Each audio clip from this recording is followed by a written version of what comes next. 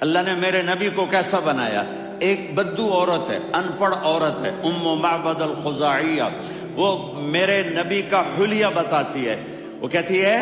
اپنے خامد کو کہ ابو معبد، ایک شخص آیا تھا، مجھے یوں لگا جیسے 14ویں کا چاند کپڑے پہن کے زمین پہ اتر آیا ہو۔ سبحان اللہ، کیا کہے، انتہائی خوبصورت، انتہائی حسین و جمیل، پیٹ نکلوا نہیں کہ بدصورت ہو جائے۔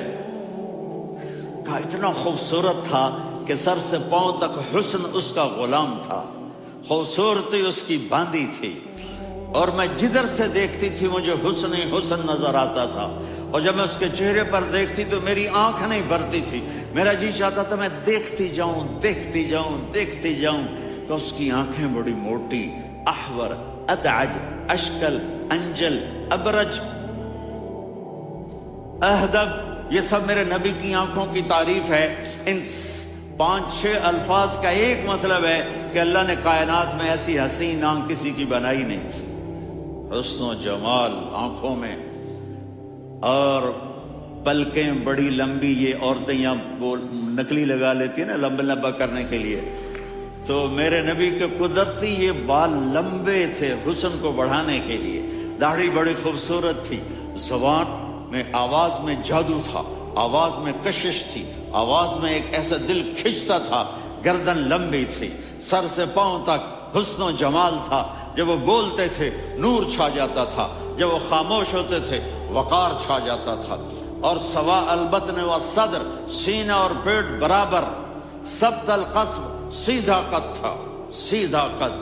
بالکل سیدھا قد، عریض المنکبین، چھاتی چوڑی تھی، طویل الزندین، بازو لمبے تھے، رحب الراحہ، یہ ہتھیلی بڑی چوڑی تھی،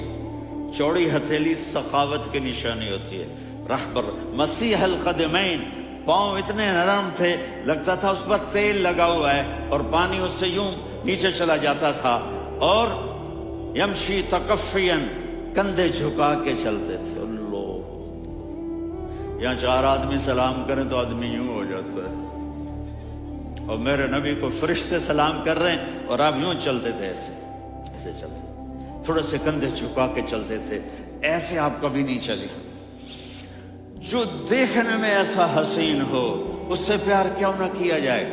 خاندان اونچا ہو تو آدمی اس کی قدر اور عظمت کرتا ہے۔ میرے نبی کا خاندان کیا ہے؟ میرے نبی نے فرمایا اللہ نے آدم کی ساری اولاد سے عرب کو چنا، عرب کی ساری اولاد سے مضر کو چنا،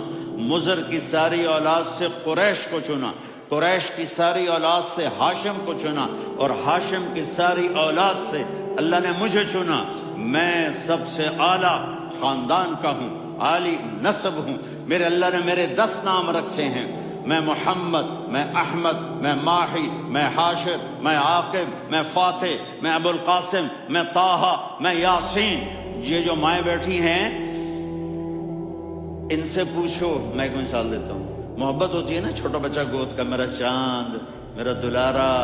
یہ اس کا بچہ ہے بٹن جتنا، یہ نبیل کا اتنا سا ہے، تو اس کو کبھی یوں اٹھاتا ہے، کبھی یوں اٹھاتا ہے، کبھی یوں اٹھاتا ہے، کبھی یوں اس کو لوریاں دیتا ہے، میرا چاند، میرا کالا ٹٹ، میرا چاند، میرا چاند، میرا چاند۔ تو میرے رب کو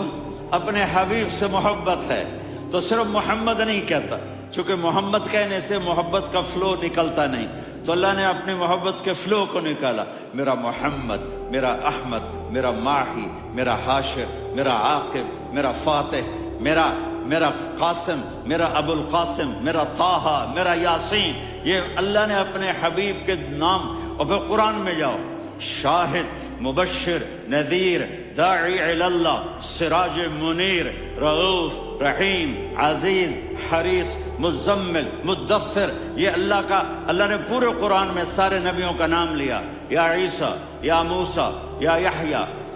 یا ابراہیم، یا نوح،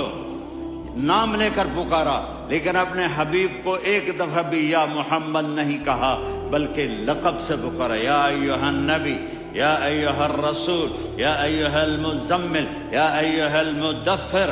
میرے رب نے اپنے حبیب کو ساری نسلوں میں سب سے عالی نسل بنایا اور آپ کے نسب کو آدم علیہ السلام تک پہنچایا.